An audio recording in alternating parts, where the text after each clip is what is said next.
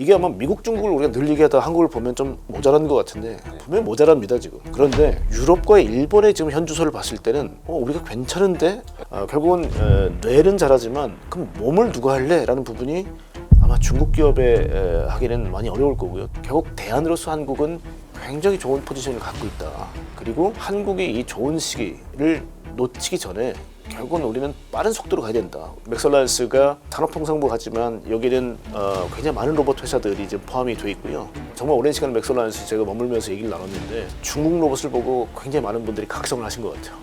이 정도의 현란함은 곧 보여드리겠다. 국가에서도 참 많이 오셨는데 이 중국 현장들을 보고 아마 깨달음이 있을 것 같아요. 많은 정치인분들도 이게 로봇 쪽에 서포트를 안 하면 바로 중국한테 먹히겠다는 생각을 하실 겁니다. 네. 이번에는 정말 다른 CS 때보다도 정치인분들이 반갑더라고요.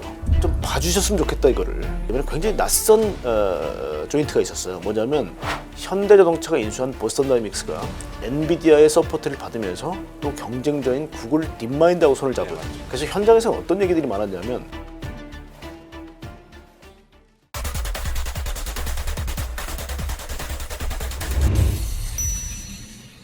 고태봉 IM증권 리서치 본부장님을 모셨습니다. 어서 오십시오. 네, 안녕하십니까. 네, 진짜 오랜만에 뵙는 것 같습니다. 1년에 한 번씩 나오는 것 같습니다. 네. 네, 그때도 CES 다녀오셨던 걸로 제가 기억을 하는데요. 이번에도 현장에 다녀오셨다고요. 예, 그렇습니다. 하여튼 저희 센터장과의 이제 대화인데 저는 하여튼 CS 주제를 갖고 온 게 네, 저 일단은 제 제목 한번 말씀드리고 싶어요. 주제, 보시면, 오늘의 주제.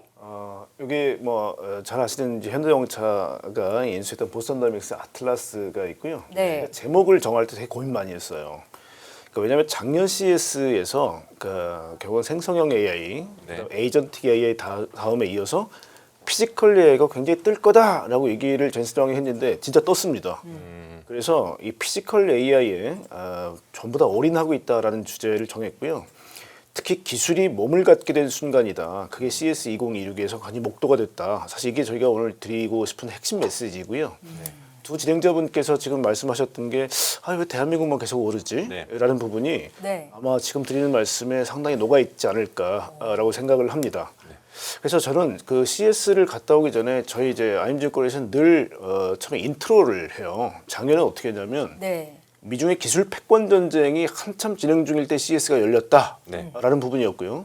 아마 기억나시겠지만 굉장히 이 두 나라가 으르렁거렸을 때였기 때문에 당시에는 비자 발급도 중국 맞죠. 참여자들한테 제한했죠. 올해도 마찬가지로 일부 미국에서 일단 기술적 제한하는 기업들은 미국 못 들어왔습니다. 그럼에도 불구하고 900개가 넘는 회사가 참여를 했고요. 미국에 의해서 압도적인 2위였기 때문에 차차 말씀드리겠지만 중국의 어떤 그 흐름, 그 다음에 중국의 그 어떤 강함 이런 것들 다시 한번 저희가 느꼈던 순간이었다. 그래서 이번 인트로는요 조금 다른 주제로 한번 정해봤어요. 그래서 저도 궁금한 게 아까 매년 CES 있을 때마다 미국이랑 중국이랑 뭔가 큰 이벤트가 맞습니다. 있었는데 예. 이번 같은 경우는 여기 자료에서도 써주신 것 같은데 미국의 베네수엘라의 그 공습 침공 예. 이것도 연관이 있는 거 맞나요? 저는 그렇게 봅니다. 왜 그러냐면 사실 최근에 이제 트럼프 대통령이 얘기를 하고 있는 게 우리가 알고 있던 굉장히 어떻게 보면 선한 국가 미국으로서의 이미지는 많이 퇴색된 것 같죠. 맞습니다. 네. 그리고 어떤 자기 이익인데 자기 이익도 잘 보면 G2 국가인 중국으로부터의 강한 공격을 디펜스하기 위한 것도 있고요. 네. 또 한편으로는 우리가 살아야 되는데 이게 선함은 좀 버려야 되겠다라는 것들이 많이 보여요. 그래서 G1 국가로 무조건 등극해야겠다는 그런 야심도 굉장히 많이 보입니다. 그 중에 하나가 베네수엘라의 결국 석유, 가스 그리고 또 하나가 히토류입니다. 자, 히토류는 왜 그렇게 보시냐면 제가 왜 히토류에 관심을 갖게 되냐면 지난 에이펙 회담에 갑자기 10월 달에 5개 중히토류 우리가 보통 이제 레어얼스라고 부르는 게 히토류인데요. 헤비자가 붙은 게 중히토류입니다. 네. 중히토류 5개를 10월 달에 니네 수출 금지하겠어 라고 얘기했더니 갑자기 미국 내 여론이 악화되면서 갑자기 에이펙 회담에 무릎을 꿇고 펜타닐 관세 10%를 갑자기 낮춰주는. 그렇죠. 사실 미국 입장에서는 굉장히 모양새가 빠지는 모습을 보였단 말입니다. 자, 그거하고 또 하나가 덴마크령의 그린란드를 계속 미국에 복속시키자. 그것도 요즘 시끌시끌하죠. 시끌시끌하죠. 사실 저희가 알고 있던 미국의 이미지가 아니지 않습니까? 그러면 왜 그렇게 그린란드가 중요할까? 사실 거기서 저는 이제 히토리라는 교집합을 찾은 겁니다. 또 하나는 뭐냐면 우리가 피지컬 AI라는 거는 AI 기존의 제너레이티브 AI라든지 아니면 에이전틱 AI는 디지털 공간에 갇혀 있는데요. 이 피지컬 AI는 물리 세계 밖으로 나왔습니다. 그래서 몸뚱이가 있어요. 그게 우리 소위 말하는 인바디드 AI입니다. 네, 네. 자, 인바디드 AI는 굉장히 강한 힘도 있어야 되고요. 그 다음에 또 전기 신호나 아니면 인공지능의 신호에 아주 굉장히 크게 반응을 해야 돼요. 네. 거기에 제일 중요한 게 뭘까요? 히토리입니다. 그래서 그 히토리라는 게 왜 AI 시대는 잠잠하다가 피지컬 AI 시대에 이렇게 시끄럽게 됐느냐? 자, 우리 기억을 좀 더듬어 보면요, 미국이 FDPR이라고 해서 야, 우리 반도체를 가지고 너네 국방에 쓰는 것 같아. 이중 용도로 우리 제한하겠어라고 먼저 공격을 하죠, 중국을. 맞습니다. 근데 똑같이 히토리를 가지고 똑같은 프레임을 가지고 공격을 합니다, 미국을. 너네 우리 히토리를 가지고 국방 무기에 많이 쓰는 것 같아. 너 0.1%만 포함되면 우리한테 신고해야 돼. 이게 지금 미국을 이렇게 옥죄는 방법인데요. 네. 결국은 지금 히토리가 가장 많이 쓰는 게 국방 무기입니다. 네. 그리고 오늘 소개해드릴 로봇, 네. 그다음에 전기차, 네. 그다음에 항공기의 스텔스, 그다음에 무인 무기에 전부 다 들어가는 게 히토리입니다. 어떻게 보면 미국이 G1으로 가기 위해서 필요한 모든 제품과 물건들에 다 히토리가 필요한 거네요. 히토리 필요하죠. 왜냐하면 우리가 앞으로 좀 설명드리지만 로봇 중에 막 어떻게 보면 중국산 로봇들이 뭐 쿵어를 한다든지 네. 아니면 굉장히 이 현란한 몸동작을 보이는 게 강력한 액추에이터들의 조합입니다. 네. 그러니까 우리가 보기에는 로봇이 살아 움직이는 것처럼 보이지만 그 안에는 히토리가 다량으로 포함되어 있는 액추에이터가 굉장히 반응을 빨리 하고 있는 거죠. 네. 그래서 결국은 그게 제가 생각했던 피지컬 AI의 중국이 미국을 공격하는 법입니다. 결국은 미국이 살아남기 위해서는 빠른 시간 내에 히토류의 어떤 에코시스템을 빨리 복원시켜 놔야 중국으로부터 자유로울 수 있다는 거죠. 사실 이 부분이 제가 생각했던 가장 좀 큰 부분이었습니다. 그래서 잠깐만 좀 설명을 좀 드릴게요. 그리고 또 하나가 뭐였죠? 이번에 일본과 결국은 굉장히 사이가 안 좋아졌죠, 중국이. 그래서 또 보시게 되면 잠깐 이거 보일까요? 제가 이중 용도라는 부분이 결국은 이제 국방 무기에 쓴 것 같다라고 이제 의심을 하는 거죠. 그러면서 히토리를 제한하는데 일본 같은 경우는 2010년도에 이미 히토리 전쟁을 한번 겪었기 때문에 특히 네오디뮴 같은 모터에 들어가는 가장 많이 쓰이는 경히토리는 어느 정도 작업을 했어요. 근데 문제는 이 중히토리가요, 경히토리하고 잘 섞여야 네. 힘이 엄청나게 강해지거나 퀴리 온도라 그래서 결국은 온도가 어느 정도 올라가면 자성이 사라지는 것들을 미연에 방지해주는 기능이 중히토류인 디스프로슘이라든지 터뷴에서 나옵니다.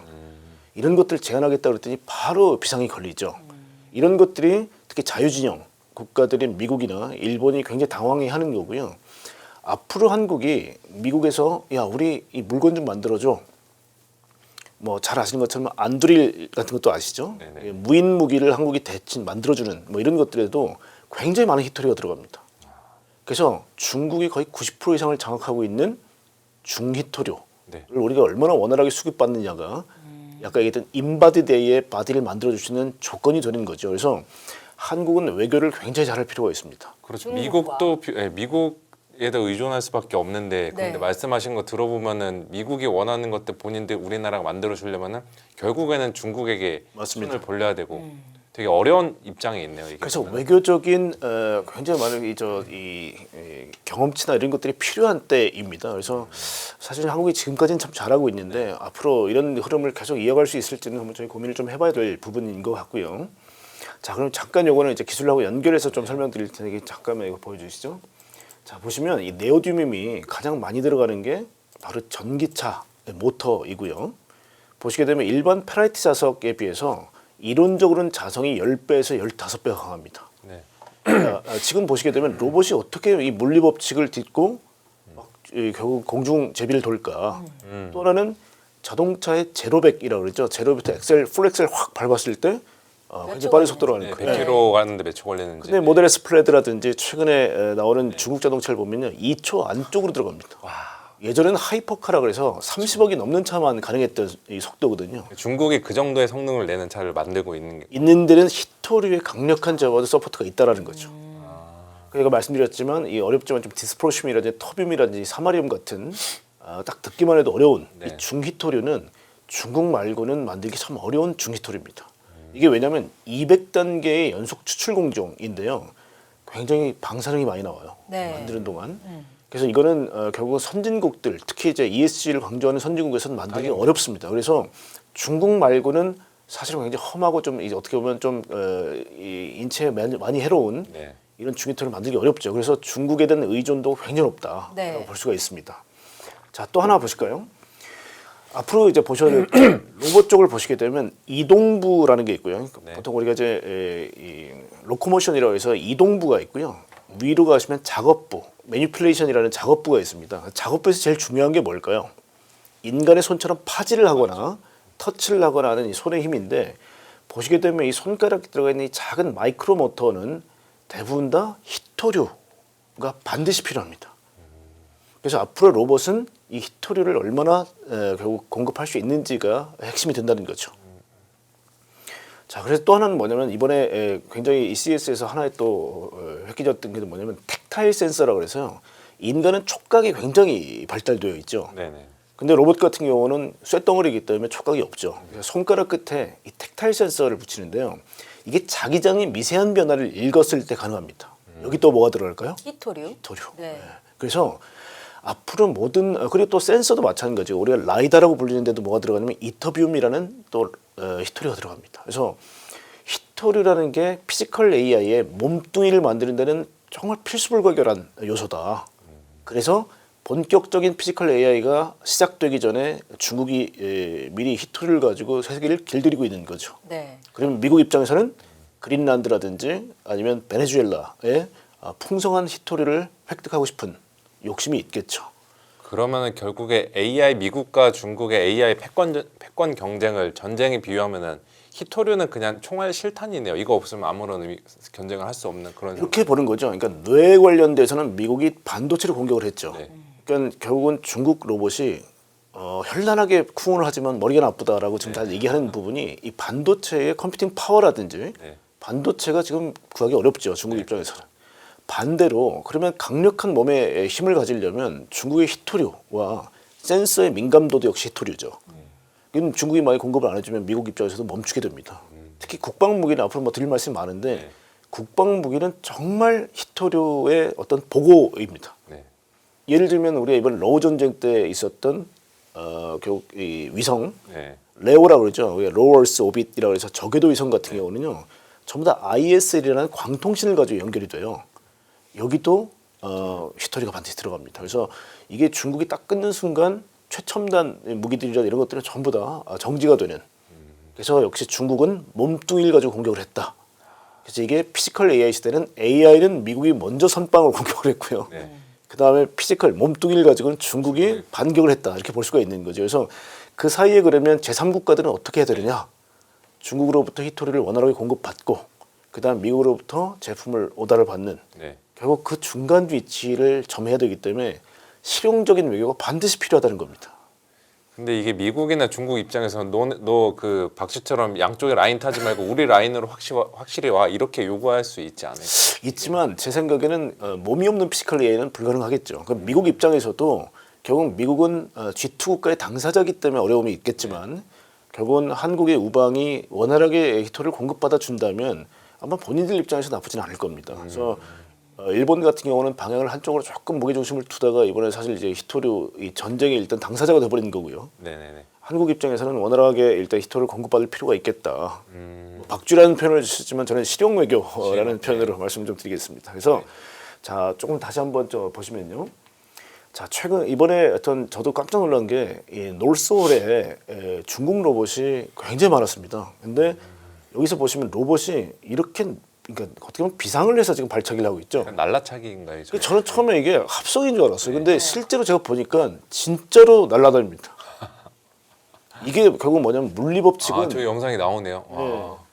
결국은 물리법칙은 야.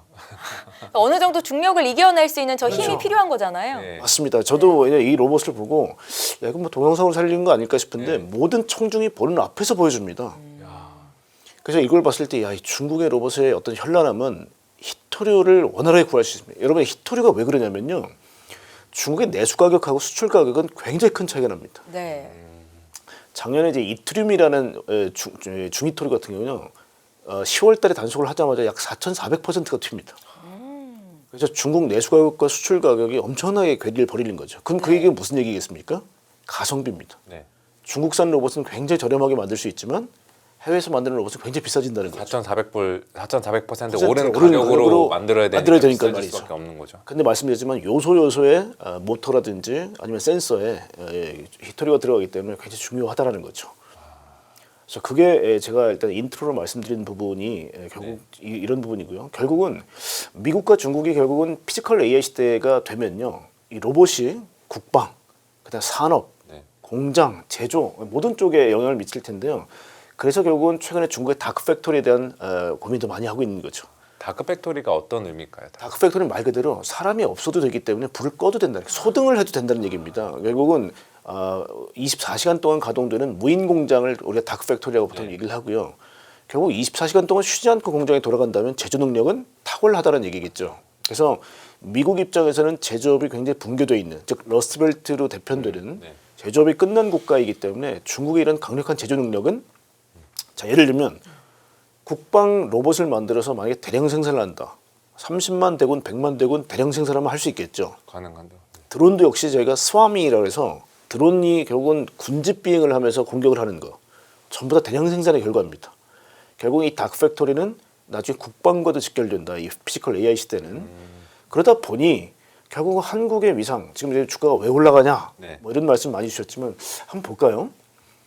보시면 우리가 한미 비즈니스 라운드 테이블에서도 왜 미국이 한국한테는 조금은 저자세였을까? 네. 그다음 우리가 마스가로 대변되는 이건 정말 제가 심각하더라고요. 미국이 배 한 척 건조할 때 지금 중국 같은 경우는 200척이 넘게 건조합니다. 네. 즉 200배 이상의 선박 건조 능력이 있기 때문에 이 마스가는 미국 입장에서 살기 위한 저는 발버둥이라고 생각되고요. 중국이 지금 보면 GDP의 약 26%가 제조업인데 반해서 한국이 거의 25%입니다. 비슷하네요. 전 세계에서 제조업 비중이 가장 높은 국가 중에 하나가 대한민국인데요. 물론 제조업 중에는 한계 기업이라든지 많이 어려움에 봉착한 기업들이 있지만 그럼에도 불구하고 상당히 높은 포션이기 때문에 미국 입장에서는 한국의 제조 능력이 매우 필요하다라고 보시는 거고요. 가장 이제 비근한 예가 최근에 팔란티오와 함께 가장 대한민국에서 인기가 많은 회사가 안두릴입니다. 비상장 회사인데요. 네네. 상장 시에 많은 돈 많은 이제 투자자분들이 적극적으로 이제 들어가시겠다고 얘기하는 게 안두릴인데요.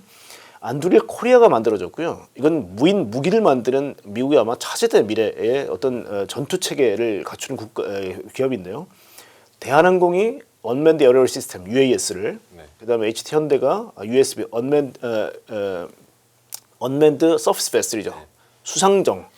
그다음에 LH엑스는 무인 체계. 그다음에 이번에 가장 스타가 됐던 현대의 보스턴 다이내믹스의 아틀라스. 그러니까 전부 다 한국에서 만들어진다라는 거는 결국 굉장히 중요한 부분이라고 생각되고요. 미국 입장에서는 생산 기지로서의 대한민국이 매우 중요하다는 겁니다. 그래서 최근 들어 주가가 굉장히 좋은 부분도 미국의 생산 기지로서의 대한민국에 대한 재평가다라고 볼 수가 있고요.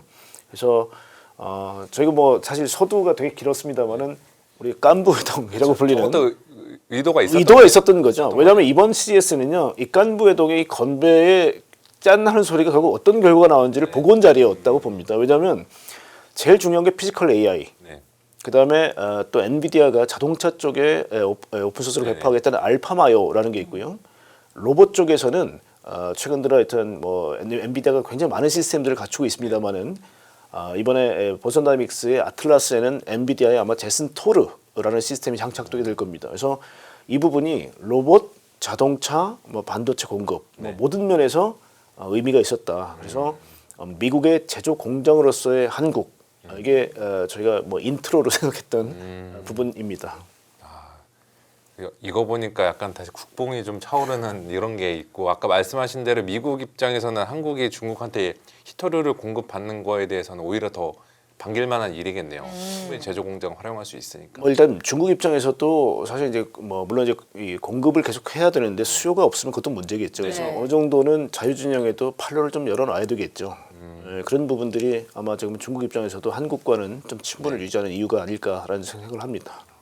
매년마다 CES 다녀오실 때마다 느끼고 언론 기사들 볼 때마다 아마 느끼실 텐데, 항상 보면은 그냥 뭐 새로운 건 없었다, 그냥 늘 하던 거 비슷하다 이런 평들이 많았는데 이번 CES 2026에서는 좀 특별하게 보신 부분이 있을까요? 그냥 뭐 워낙 내용들이 방대하기 때문에 뭐 하여튼 말씀을 좀 드리려고 그래요. 그러니까 일단 중국이 워낙 훌륭했다라는 생각을 합니다. 왜냐하면 보통 저희가 센트럴관이라고 해서 네네네. CES가 말 그대로 컨슈머 일렉트릭 쇼이기 때문에 소비자 가전인데요. 저 어렸을 때만 해도 뭐 소니라든지 뭐 아이와라든지 중국, 네네. 일본 기업들이 거의 최고였고요. 그다음에 이제 한국의 삼성이나 LG가 그 바톤을 이어받았죠. 물론 그 전에는 뭐 웨스팅하우스라든지 미국 기업이 꽉 잡고 있었겠죠. 네네네. 즉 미국에서부터 일본에서 한국으로 넘어와서 지난 10여 년 기간은 거의 메인 무대에 한국의 주무대였습니다. 특히 삼성과 LG가 특히 이 CES에는 어마어마한 투자를 해서 전시장 부스를 거의 예술로 꾸며놨죠. 그래서 정말 컨슈머 일렉트릭 쇼 다운. 근데 16년서부터 자동차가 나오기 시작하더니 카 일렉트릭 쇼로 변질이 되더니 그러면서 지금은 이제 웨스트홀이라는 거는 자동차로 도배가 되고요.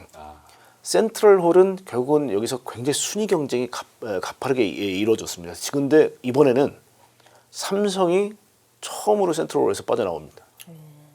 그리고 LG 하나 남아 있어요, 한국이. 그리고 대부분 다 중국으로 도배가 된. 메인 무대를 거의 중국이 장식하고 그렇죠. 센트럴은 뭐 상징적인 무대 이제 우리가 보게 되면 이 아치 형틀은 맨날 이제 네네네. CES라고 써 있는 그 부분인데요. 중국 기업들이 거의 다 차지하고 있었던. 그래서 LG도 얼마 안 남았구나. 그런 부분이고 특히 이제 일본 기업들은 뭐 소니도 이제는 가전제품 안 내놓고요. 네네. 뭐 소니 혼다 모빌리티라고 그래서 뭐 아필라 같은 자동차만 전시해 나왔고 파나소닉도 뭐 배터리나 이런 것들 가전제품들을 전시 안 합니다. 그래서 진정한 의미의 컨슈머 일렉트릭 쇼는 이제는 중국의 무대가 됐다라는 거고요. 되게 상징적인 부분이 있었는데 이번에 웨스팅하우스가 오래간만에 나와서 1800년도부터 우리는 가전제품을 만들었다라면서 전시를 했는데 이 회사의 가전사업부는 중국에 매각이 됐어요. 중국 제품을 전시하는 데로 가서 굉장히 어떻게 보면 안타까운 어떤 미국의 자화상 이런 것들을 보게 됐습니다. 그래서 한국도 특히 LED 쪽을 중국에 완전히 넘기고 TV 쪽은 이제는 TCL이라든지 하이센스가 거의 꽉 잡게 된 그래서 한국은 이제 올레드 하나만 가지고 버틸 수밖에 없는 뭐 그런 상황이 됐던 건 굉장히 안타까운 부분이었고요. 네네. 또 모델 놀스 쪽으로 가보시면 놀스는 기존에 헬스케어라든지 이런 것들이 많았던 데인데 이번에는 중국 로봇으로 완전히 도배가 됐습니다. 진짜 거의 중국을 위한 CES였는데 이 정도면은 그냥 굳이 그 샌프란시스코에서 하는 게 아니라 상해에서 되지 않았을까요? 그 말씀 잘 주셨는데요. 네. 그러니까 저희도 표면으로 보는 분들은 아마 그런 생각을 하실 겁니다. 왜냐하면 워낙 중국 로봇이 현란하다 보니까 특히 관중들은 움직임이 있는 로봇에 굉장히 관심이 많더라고요. 그래서 휴머노디 로봇이 있는 쪽은 그냥 사람 많이 모이는데 가보면 그냥 휴머노디 로봇이 춤추고 있거나 아니면 뭐 쿵을 하고 있거나 네네. 아니면 실제로 스파링 파트너를 네. 너희들 중에 나와서 일반인 권총장갑 끼고 한번 로봇하고 싸워봐인데 뭐 어떤 굉장히 헤비급의 저 관중 하나가 때렸더니 넘어지더라고요. 넘어지는데 네. 바로 그냥 일어났더니 다시 또 이렇게 막 버티는. 그래서 굉장히 그런 모습들에 많은 사람들이 열광을 했고요. 특히 라스베가스가 아무래도 갬블러 게임을 많이 하는 쪽이다 보니까 카드를 섞고 카드를 이제 결국 이제 셔플링하는 이런 쪽도 로봇이 굉장히 어떻게 보면 미세한 로봇을 가지고 했던 이런 모습도 연출됐는데 굉장히 많은 사람들이 폭발적 반응을 보였습니다. 그래서 이번엔 중국이 단속을 하고 미국에 오지 말라고 했음에도 불구하고 주무대를 차지하고 또 굉장히 많은 인기를 끌었다라는 부분이고요. 근데 이면에는 그럼 중국산 로봇이 어떻게 움직이니라고 봤을 때는 그 이면에는 엔비디아 라든지 이런 미국의 또 거대 플랫폼 기업들이 전부 다 녹아 있었다는 거죠. 그래서 네. 미국에서 벌어지는 CS쇼에 미국이 안 보인다였는데 결국 그 심장과 그 뇌는 다 미국 것. 미국 반도체, 그다음에 미국의 어떤 시스템, 미국의 또 피드백 룹스 이런 것들이 있었다는 거죠. 그래서 AMD, 뭐 엔비디아, 뭐 마이크로소프트, 구글 뭐 이런 쪽은 겉으로 보이지는 않았지만 모든 로봇의 구석구석에 다 숨어져 있었다라는 게 진짜 무서운 어떤 미국 기업들의 힘이다라고 보는 거죠. 그래서 한편은 이런 생각이 들더라고요.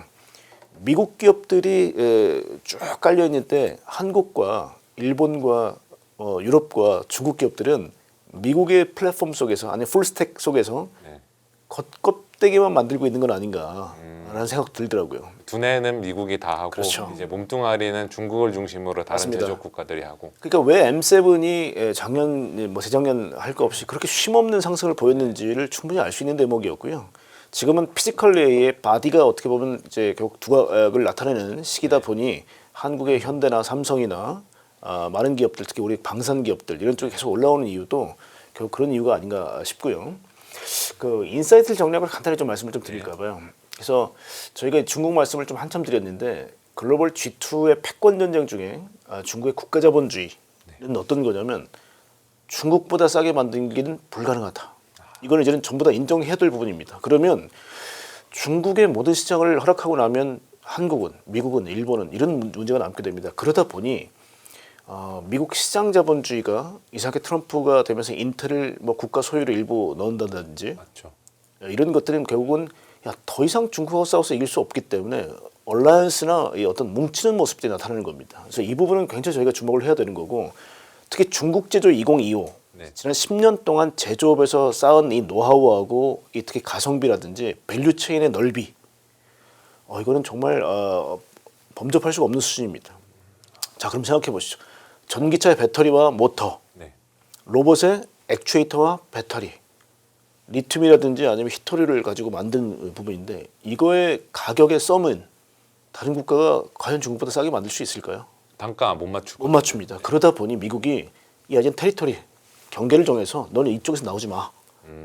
이쪽 세상은 우리끼리 한다라는 굉장히 치사하고 치졸하지만 결국 선을 그을 수밖에 없는 그게 국가자본주의 대 미국의 시장주의이고요. 두 번째는 뭐냐면 작년도에 에이전틱 AI가 등장하면서 뭐 22년 11월 30일 날 챗GPT가 나왔기 때문에 사실 3살밖에 안 됐습니다. 지금 저희한테 나온 지 3살짜리 인공지능이 이제는 몸뚱이까지 입어서 나왔다. 피지컬 AI가 굉장히 보편화됐다는 겁니다. 저도 깜짝 놀랐습니다. 이 정도까지인지는 몰랐는데 CES가 아무래도 프로토타입을 많이 공개하다 보니까 이게 트렌드다라고 얘기하면 사실 미리 만들어서 보여주는 부분도 있습니다. 그래서 저희가 나오는 제품이 다 상용화된다고 보기는 어려운데 그럼에도 불구하고 1년의 준비 기간 동안 이렇게 많은 로봇들이라든지 피지컬 AI 관련된 제품들이 나온 건 정말 깜짝 놀랐습니다. 특히 유레카 파크라 그래서 많은 스타트업들이 모여 있는 베네티안에서 이제 있는 유레카라는 부분인데요. 거기는 정말 많은 또 피지컬 AI들이 스타트업들이 준비해서 나온 것들이 많았어요. 그래서 그런 거 봤을 때 보편화가 됐다는 거고요. 또 하나는 이제 아까 국뽕 잠깐 말씀 주셨는데 제가 봤을 때는 중국이 저렇게 강하기 때문에 결국 우리에 대한은 뭐야라는 부분에서 그래서 손에 잡히는 국가가 대한민국이었다. 예를 들면 이번에 어워즈의 60% 이상의 한국 기업이 수상을 했다든지요. 이번 CES에서요? 맞습니다. 그리고 아까 놀스홀에 중국 로봇이 현란하게 쇼를 보이고 있는 자리에 한 귀퉁이에 한국의 맥스 얼라이언스라고 해서 이게 뭐냐면 Manufacture AI Transformation Alliance의 약자가 맥스 얼라이언스입니다.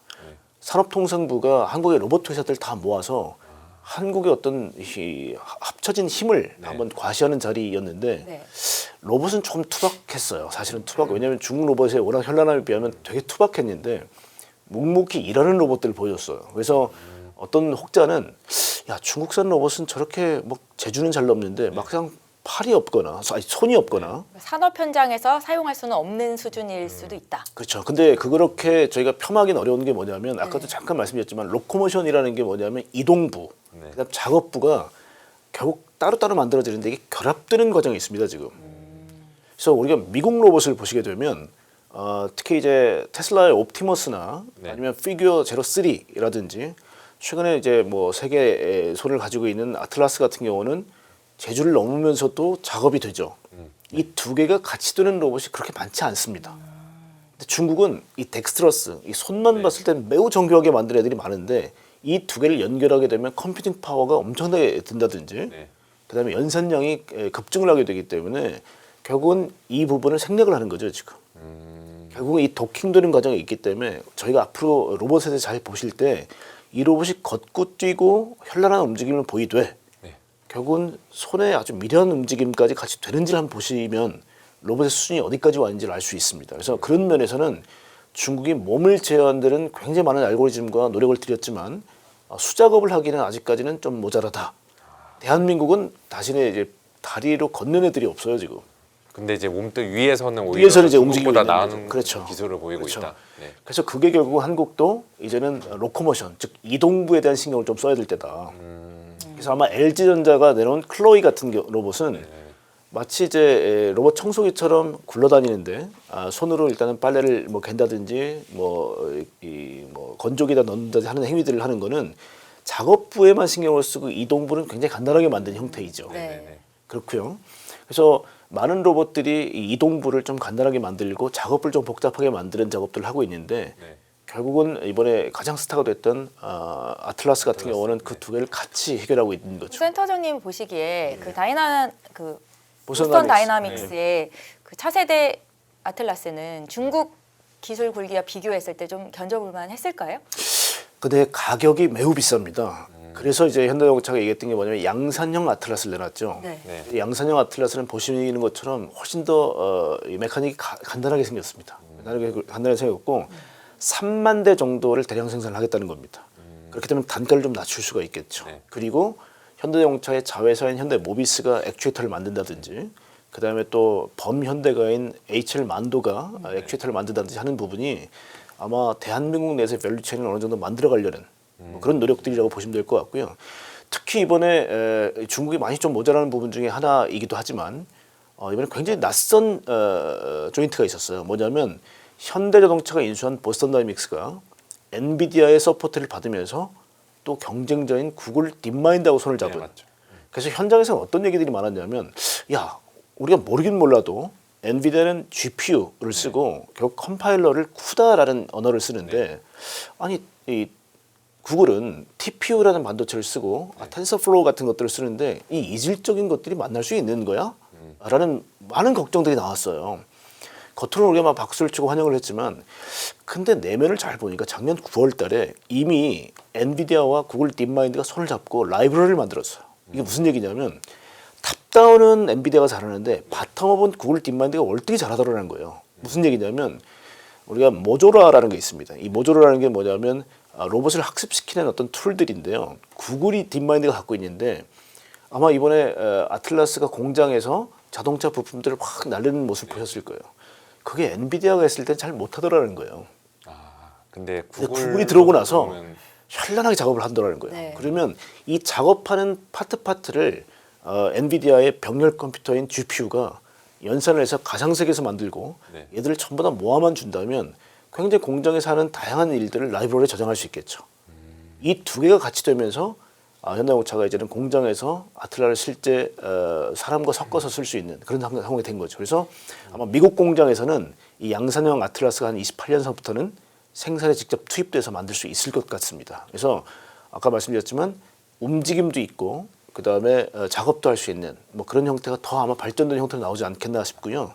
지금 메카닉은 어느 정도 됐기 때문에 알고리즘이라든지 경험칙만 더 만들어주면 충분히 저는 할 수 있다라고 봅니다. 그리고 가격을 많이 낮춰야겠죠. 이건 현대자동차의 숙제입니다. 또 하나가 네. 중국은 이제 국가 단위로 어떤 일을 하고 있냐면요. 로봇의 액션 토큰이라고 얘기합니다. 보통 행위를 저장하는 거예요. 근데 국가가 로봇의 학습소를 10개소 이상 만들어줬습니다. 그 안에는 전부 다 격실로 나눠놓고요. 네. 넌 빨래만 해. 넌 설거지만 해. 너는 뭐 빨래만 개. 네. 넌 청소만 해. 뭐 등등. 다양한 인간의 행위들을 약 수백 개를 행위들을 텔레오퍼레이션이라고 그러죠. 센서를 받은 이 수트를 입고 사람이 실제로 보여주면요. 거기 있는 모든 움직임들을 로봇이 캐치해서 그대로 따라하는 겁니다. 이게 모방학습이라고 보통 얘기를 합니다. 그거는 예전에 그 휴잭맨이 나왔던 로봇 그 영화 있었잖아요. 그거는 비슷하죠. 근데 텔레오퍼레이션은 어떤 거냐면 마중물이에요. 마치 테슬라가 베타 테스터들한테 40만 명한테 가장 운전 잘하는 분들이니까 리얼 데이터 좀 모아주세요 해놓고 그게 다 되고 나니까 이제 시뮬레이션을 했던 것처럼 마찬가지로 인간이 모든 걸 다 보여줍니다. 그럼 좀 어려운 얘기지만 이 인간의 행위에는 전부 다 테신 날리지라고 부르는 암묵지가 있어요. 네. 이 암묵지라는 건 뭐냐면 사람은 당연하게 생각하는 부분인데 로봇은 하나하나 다 명령해주지 않으면 모르는 것들이죠. 그 암묵지를 거기서 발견하는 겁니다. 로봇이. 그리고 그걸 학습을 해서 그렇죠. 저장을 하고요. 왜 나사를 돌릴 때는 뭐 우리가 드라이버를 잡는데 어떻게 잡고 예를 들면 뭐 이렇게 돌리는 게 빠를지 뭐 이렇게 돌리는 게 빠를지는 모르겠지만 인간도 장인들은 노하우가 있죠, 그죠? 네. 그런 것들을 인공지능이 캐치해서 로봇한테 알려주는 거죠. 자, 그러고 나서는 시뮬레이션으로 돌려도 충분히 가능하다는 겁니다. 그래서 실제 중국은 지금 굉장히 많은 액션 토큰을 모아놨기 때문에 저희가 좀 두려워하는 거는 야, 저 많은 젊은 친구들이 저 로봇 학습소에 들어가서 로봇을 일일이 지금 멘토링을 하고 있는데 미국 같은 경우는 뭐 인건비가 테슬라만 해도 1억 4천 이상이 평균이기 때문에 저 비싼 사람들한테 그 로봇을 학습시키는 일을 시킬 수 있을까? 그래서 뭐 인도를 활용하자라는 얘기도 있고 굉장히 많은 얘기가 있는데 현대자동차도 역시 처음부터는 아마 공장에서 이런 것들을 하겠다는 거죠. 그 로봇이 이 학습소 들어가면은 단순히 이제 하나의 행위만 하는 게 아니라 여러 개의 행위를 그렇죠. 다 배워서 저장이 되고 그러니까 액션 토큰의 일종의 뱅크를 만들자는 겁니다.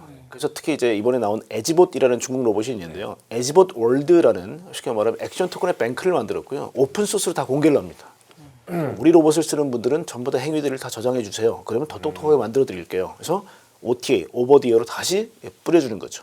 그러면 내가 이 액션 토큰을 만드는 거 더해서 수많은 사람들이 모아오는 그 액션 토큰을 가지고 내 로봇이 작업을 하면 또 똑똑해지고 점점 매일매일 기특해지는 거죠. 그게 이제 이 방법이고 그래서 현대자동차도 일단은 선 폼팩터입니다. 폼팩터가 있어야 이 로봇 가지고 데이터를 모을 수 있거든요. 그래서 3만 대 대량 생산이 지금 봤을 때는 야, 너무 빠른 거 아니야? 근데 왜 일론 머스크의 옵티머스도 원래 처음에 100만 대 뭐 얘기했다가 50만 대 대량 생산을 얘기했고 또 피규어 같은 경우도 몇만 대 대량 생산을 얘기했던 이유가 폼팩터가 있어야 그 폼팩터를 가지고 데이터를 모았을 때 의미가 생깁니다. 네. 그래서 결국은 한국도 빨리 우리 로봇을 가져야 되겠다라는 부분이기 때문에 이번에 현대자동차의 아틀라스가 굉장히 반가운 거고요. 그 얘기가 나왔을 때 주가가 크게 뛰었던 것도 네. 한국형 폼팩터의 자신감 뭐 이런 것들이 어느 정도 반영됐다고 봐야 되겠죠. 그 최근에 현대차 주가 강세는 어떻게 보면은 미래의 현대차가 보여줄 수 있는 이 포텐셜을 주가에 다 미리 하고 있는 과정이겠네요. 그러면. 맞습니다. 그래서 제 생각에는 뭐 현대자동차가 이번에 가장 이제 어떻게 보면 보여줬던 것 중에 강력했던 게 네. 엔비디아가 만든 알파마요라는 게 현대자동차 지금까지 자율 중에서 굉장히 어려움을 좀 겪지 않았습니까? 네네네. 그 부분에서 솔루션을 내놨던 거 하나가 현대자동차 입장에서는 굉장히 반가웠던 얘기일 거고요. 두 번째가 이제 말씀드렸던 로봇의 아틀라스가 네. 강력한 후원자인 엔비디아와 그다음에 구글 딥마인드를 든든한 서포터로 뒀다는 것 자체가 굉장히 큰 부분이 있죠. 그래서 잠깐 요거 좀 보여드리겠습니다. 제가 이번에 느꼈던 것 중에 제일 좀 중요한 것 중에 하나가 iOS가 처음에 등장하고 애플이 나왔던 게 2007년도 기억나시죠? 맞습니다. 이 나오고 났을 때 우리는 당시에 뭐 LG의 초콜릿 폰이라든지 프라다 폰이라든지 삼성의 당시 매트릭스 폰이라든지 굉장히 인기 많았던 피처폰이 많았죠. 그 나오고 나서 전부 다 무너졌습니다. 자, 그때 사실 많은 진영이 있었어요. 당시에 뭐 신비안이라든지 윈도우 모바일이라든지 맞네요. 삼성의 바다, 뭐 네네. 블랙베리 뭐 이런 것들이 있었는데 이게 마치 지금 자동차 자율주행 라인에 뭐 아르고 AI라든지 아니면 뭐 크루즈라든지 이렇게 시도를 했지만 다 번번이 무너지는 당시에 똑같았죠. 네. 근데 안드로이드 진영이 나타났을 때 안드로이드가 결국은 알고리즘과 OS는 만들어놨는데 훌륭한 폼팩터가 없는 거예요. 당시 이건희 회장이 어떻게 했냐면 야, 애플 아이폰을 압도할 만큼 훌륭한 디바이스를 만들어라. 네. 그게 나왔던 게 갤럭시 S1이었습니다. 그리고 S2 때 세계 1등을 찍었죠. 네. 그러니까 사실 결국 하드웨어와 강력한 OS의 이 만남은 폭발력을 보이는 거죠. 자, 그러면 iOS는 뭐 지금도 마찬가지지만 폐쇄형이죠. 네. 지금 테슬라의 FSD와 테슬라의 자동차는 역시 버티컬 인테그레이션 모든 걸 혼자 다 합니다. 대신에 폐쇄형입니다. 매우 애플과 비슷한 전략적 방향을 취하고 있는 거고요. 지금까지 그러면 안드로이드에 필적할 만한 로봇의 OS나 아니면 자율주행 OS가 나왔냐? 번번이 실패했습니다. 근데 드디어 엔비디아가 약간 해법을 찾은 것 같아요. 그게 이번에 알파마요입니다. 네. 알파마요는 지금까지 이건 조금 철학적인 문제지만 제가 이렇게 좀 보여드리면 될 것 같아요. 자, 이렇게 한번 보시죠. 이건 뭐 제가 좀 재밌게 넣은 부분인데 테슬라가 지금 100억 킬로미터가 넘는 굉장히 경험이 풍부한 레이서라면 지금 엔비디아 진영은 뭐냐면 계속 논리적으로 신서틱 데이터, 즉 합성 데이터에 부족한 부분을 학습으로 계속 메꾸는 형태를 쓰고 있어요. 성공한 경우가 거의 없습니다 지금. 그러니까 작년에도 뭔가를 소개했는데 잘 안 됐고 네. 올해도 뭔가 소개했지만 반신반의하는 부분이 사실 그런 건데 이번에 어떻게 했냐면 테슬라의 엔드-투-엔드 AI라는 거를 결국은 차용을 했고요. 그다음 모든 리얼 데이터를 가지고 서포트를 해라라는 즉 테슬라 방식을 상당히 모사한 방식이 알파마요입니다. 그래서 결국은 되어지게 하는 게 더 중요한 거예요. 자존심 같은 거 없습니다. 그래서 결국은 어떤 거냐면 이게 좀 어려운 얘기라면 sim to real 갭이라고 얘기하는 게 뭐냐면 시뮬레이션과 현실 세계 갭이 있는데 어떻게 AI를 메꾸느냐가 결국은 가장 중요한 숙제거든요.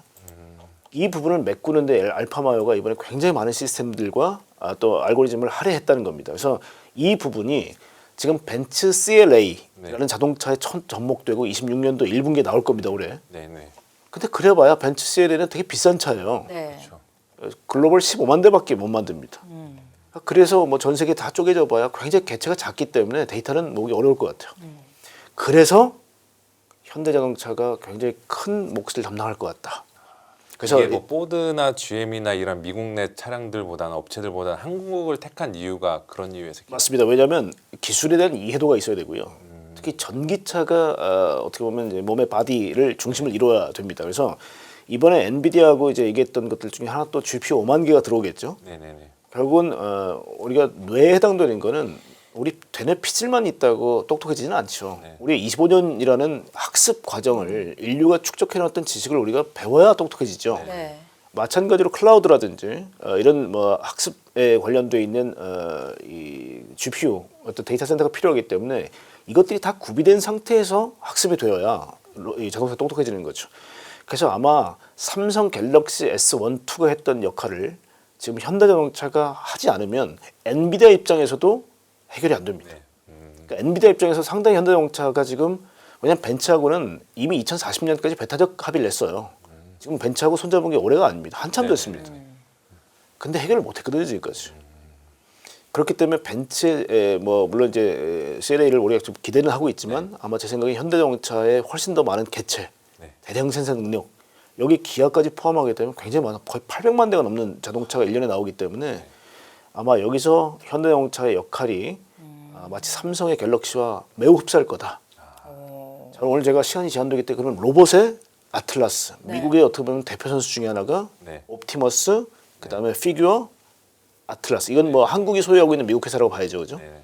버슨 다이믹스 이쪽에도 현대가 포함이 되고요. 자동차도 지금 테슬라 진영 외에는 지금 자율주행이 되는 부분은 보통 우리가 지오 펜스라 그래서 강력한 HD 맵, 고정밀 지도가 있고요. 이쪽 지역을 벗어나면 자동차가 완전히 서버리는. 그 구글 웨이모라든지 이번에 라스베가스에서 많이 돌아다녔던 죽스라든지 뭐 이런 자동차 같은 지오 펜스의 개념이 있습니다. 특정 지역 벗어나면 그냥 안 되는 아예 거죠. 근데 우리가 보통 컨텍스추얼 러닝이라고 해서 맥락 학습이 되는 것들은 이번에 한국의 부산에서 미국에서 훈련받은 테슬라 자동차의 OTA만 가지고도 그 복잡한 부산의 원웨이를 막 다니는 걸 보셨죠, 그죠? 영상 맞습니다. 그게 한국에서는 한 번도 경험하지 않은 자동차가 어떻게 미국에서 학습된 걸 가지고 한국을 이해할까? 그게 컨텍스추얼 러닝, 맥락 학습입니다. 전 세계에 뿌려도 된다는 거거든요, 그게.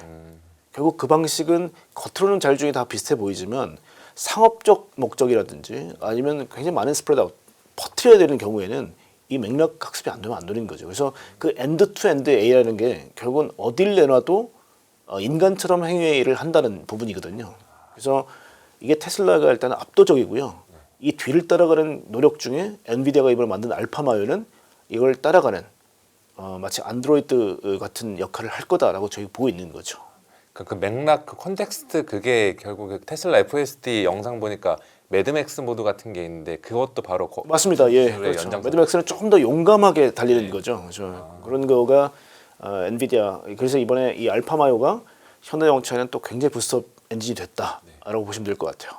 그래서 아까 처음에 제가 히토리를 말씀드렸지만 강력한 제조 능력을 가지고 있는 현대자동차라는 제조 능력이 그 또 하나는 뭐냐면 공장을 소유하고 있기 때문에 결국 아틀라스를 훈련시키는 가장 좋은 또 요람이죠. 그래서 이런 것들이 아마 엔비디아 입장에서는 가장 훌륭한 파트너로서 아마 현대자동차가 보이지 않았을까라는 생각을 합니다. 그래서 뭐 많은 것들을 봤지만 특히 이제 현대자동차라는 교집합이 계속 나오게 되는 게 피지컬 얘는 어쩔 수 없이 몸뚱이를 만드는 회사가 뇌로서 AI를 장착했을 때 그 강함이 부각되기 때문에 전 세계 제조 공장이라고 불리는 중국, 그리고 또 전체 GDP의 약 25%에 해당되는 제조업 능력을 가지고 있는 한국, 이 두 개가 굉장히 어떻게 보면 피지컬 AI에 뜰 수 있다.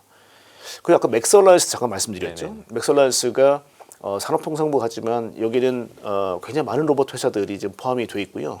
덱스트러스라든지 뭐 에이딘 로봇 같은 이제 덱스트러스라는 폴스 앤 토크 센서를 만든다든지 아니면 우리 뭐 SBB 같은 그건 이제 리듀서 감속기를 만든다든지 그다음에 로보티즈 같은 회사들도 굉장히 다 출품이 됐어요. 그래서 한국에 있는 내노라는 회사들이 있고 또 에이로보틱스라고 뭐 한재원 교수 워낙 유명하지만 거기서 이제 로봇들이 나와서 한국의 스타트업 중에 훌륭한 회사들이 집대성도에서 나온 이런 움직임이 중국의 국가자본주의하고 맞서는 한국의 얼라이언스라는 점에서는 매우 저는 훌륭했다고 봅니다. 그래서 대한민국의 살 길이라고 네.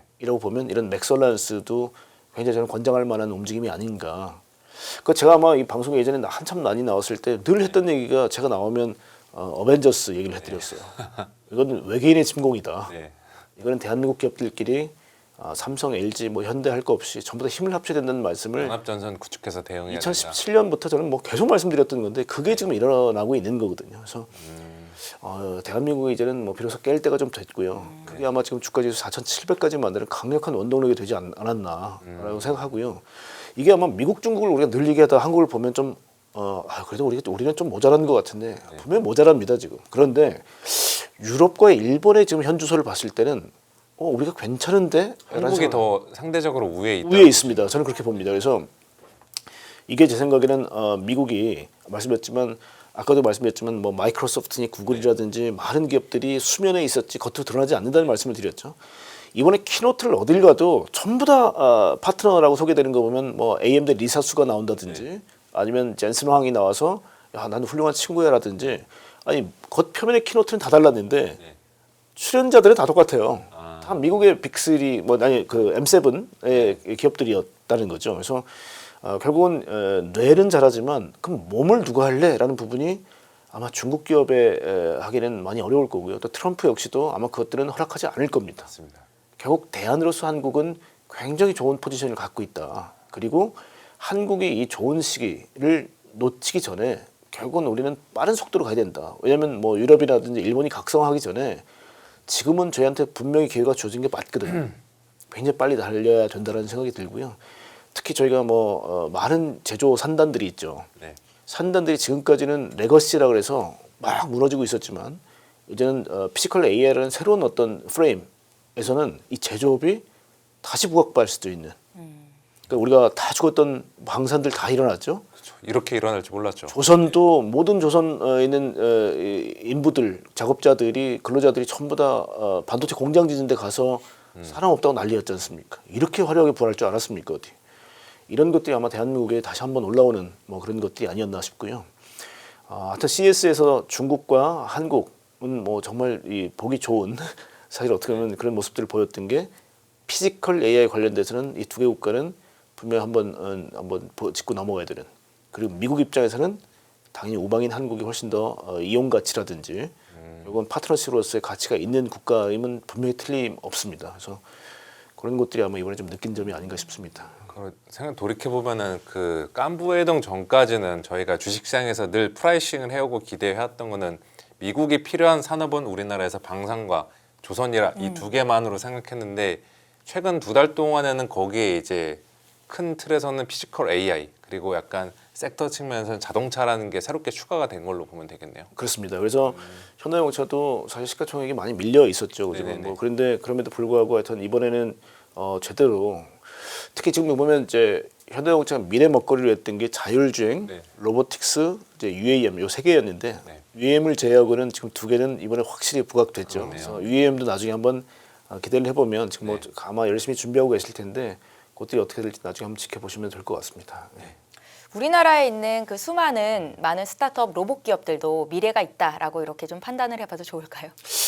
그렇습니다. 하여튼 뭐 이번에 그 고래 로보틱스라든지 고래 로보틱스는 이름도 참 재미있는데요. 한국 기업인데 시멘트를 결국 인부 분들이 예전에는 이렇게 뭐 그 지게 짊어지고 이렇게 올라가시지 않았습니까?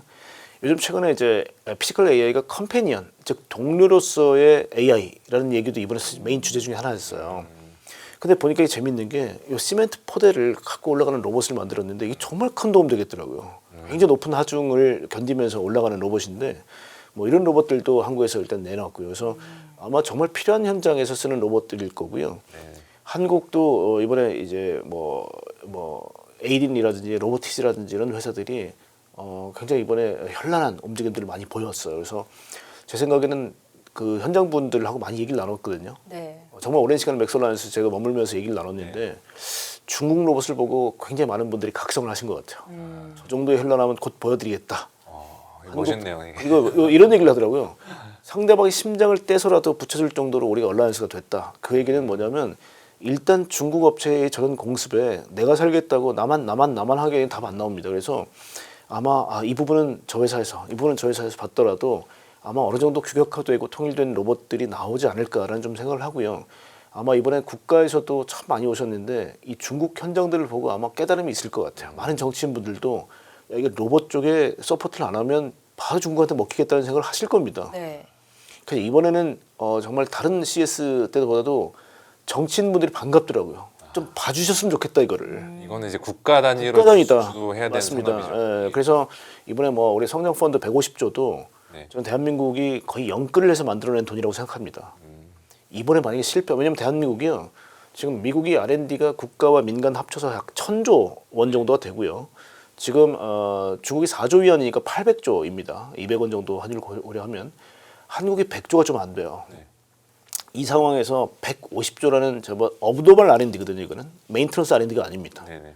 그러니까 없었던 R&D 예산은 없는 거기 때문에 사실 미국에서도 지금 논문이 나와 있는 게 나스닥과 가장 연동돼 있는 지표가 뭐냐? 5년 전에 업노멀 R&D의 비용입니다. 5년, 흥미롭네요. 5년 전에 R&D를 얼마나 부었냐가 5년 뒤에 주가를 결정한다는 겁니다. 그렇게 따지면 지금 150조라는 대한민국 마중물은 정말 우리가 실패하면 후손들에게 굉장히 많은 질책을 받을 거예요. 그래서 반드시 성공해야 된다. 그래서 이 150조라는 것들이 낙수 효과가 어떻게 미치는지가 아마 주식시장에서는 굉장히 중요하다. 그래서 저희도 얘기를 했던 게 주가지수 한 3,500 정도까지는 뭐 상법 개정이라든지 한국 밸류업이라든지 이런 프로그램들에 의해서 올라갔다면 그 다음부터는 반도체가 견인했죠. 네, 그렇죠. 반도체 프라이스가 워낙 좋았기 때문에 그렇게 올라갔고 지금부터는 피지컬 AI, 특히 성장 펀드의 낙수 효과가 얼마가 되느냐에 따라서 상당히 결정될 거라는 말씀을 계속 드려왔어요. 그래서 이 부분이 아마 이번 대한민국에서 정치의 어떤 그 위정자분들이 보시고 왔기 때문에 네. 제 생각은 어떻게 돈을 투입했을 때 대한민국이 가장 크게 성장할 수 있는지에 대한 깨달음이 있었을 거라고 봅니다. 그래서 그게 이번에 평상시에는 좀 반갑지 않았었지만 네. 정치인분들이 이번에는 정말 많이 봐주시기를 정말 바랄 정도로 자극이 좀 많았던 그런 CES였다고 생각됩니다. 센터장님, 모시기가 워낙에 귀해서 저희 시청자분들 투자에 많이 고심하고 계신데 마지막으로 꼭 이 말씀은 전하고 싶다라는 메시지가 있으실까요? 저는 이제 피지컬 AI가 대한민국의 구원을 결정한다는 말씀을 계속 드렸죠. 그래서 제조업체를 한번 다시 보셔라라는 말씀을 드리고요. 특히 밸류체인이요. 아까 제가 히토리를 왜 처음부터 말씀드렸냐면 이 히토리는 로봇에 그냥 겉에 덕지덕지 바르는 게 아니죠. 네.